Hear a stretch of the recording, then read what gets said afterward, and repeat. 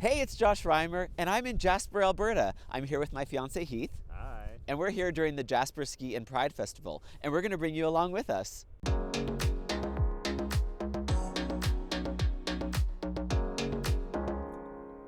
We stayed at the Forest Park Hotel, which has this rustic feel, which is of course very Jasper.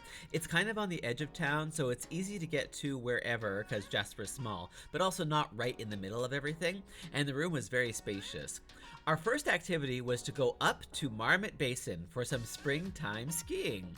It is the Jasper Pride and Ski Festival after all, and it's actually 10 days long, so this wasn't the big Pride Day at Marmot Basin, but still looked like Pride there.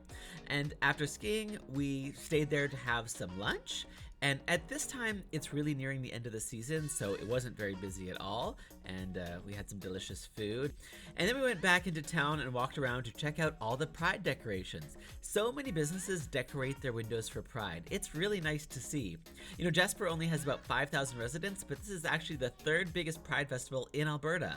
And then we went for dinner to the Jasper Brewing Company for some drinks and food and drag bingo. It's a free event and well attended, so you gotta get there early, but it was a fun time playing games of bingo and being entertained by drag queens. They're always a crowd pleaser. We started the next day by driving out to a couple of iconic spots around Jasper, starting with Old Fort Point, where they have an awesome lookout area just beyond the town limits, and then to Pyramid Island, which is a bit further out, but wow, the nature here is just spectacular. It's very quiet and calming. And back in town, we went for lunch to Famoso Neapolitan Pizzeria, where you know you're getting good pizza when they have an oven like that, and it did not disappoint. Fresh and delicious. And then our afternoon activity was to go back out into the national park with Jasper Motorcycle Tours. They got us all suited up, looking like our bad selves, and I hopped into the sidecar while Heath sat behind our guide, who took us around to more scenic spots in this just beautiful area. And then for dinner, we went to Evil Dave's Grill, which is right by our hotel, and they were in the Pride spirit like everywhere else. We had this cowboy sushi, which was grilled beef tenderloin, before our lovely entrees, and then we went over to Downstream for a burlesque show. This is another one that didn't cost anything to get in and therefore fills up, so you'll want to get there early for a good spot, but the entertainers were definitely entertaining. One of the highlights of our Pride experience was getting invited to Pride Story Time at the library, because they of course had drag queens reading, they had a politician reading, and they had me read. I chose My Shadow is Pink, and it made me tear up a couple times. Then it was Pride at the Jasper Skytram, so we went up to the top of Whistler's Mountain and had lunch in the restaurant, where we got a drag show with our food.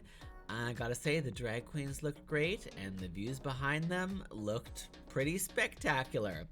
And then we rented some snowshoes to walk around a bit and really take in the scenery, before heading back into the heart of Jasper for a downtown foodie tour, which actually ends up being a 1.5 kilometer walk where you get something to drink and eat at a variety of different restaurants and learn a bit more about the area from our guide at Jasper Food Tours.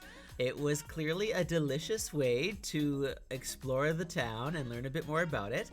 And finally, we finished it all off with Saggy Towen, which loosely translates to love one another. And this was a celebration of the Two-Spirit community, a fun night of drag and dancers, which was also free to attend and a great way to end our trip.